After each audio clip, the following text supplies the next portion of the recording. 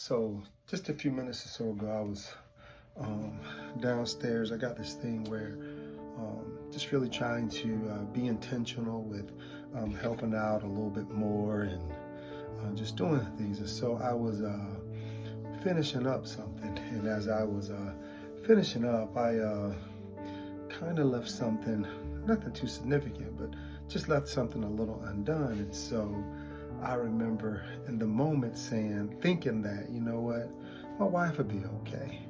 And I mean, in an instant, it hit me. God is not okay.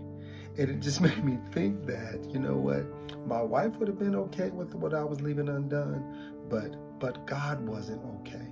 Here's the thing, and this is when I'm telling you, this is a testimony, just a shout out to my wife as well, and that is about those our God-fearing women.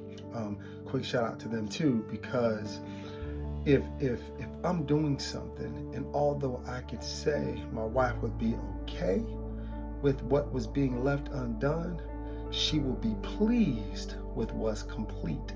That's when you know, man, that's the God-fearing woman. Then along with that, this is when you know too that God is really dealing with you in a different space that is no longer about your wife or people at all, but it's between you and God.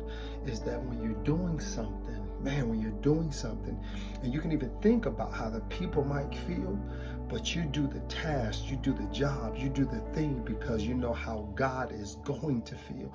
It becomes about you and God and not about you and people, man.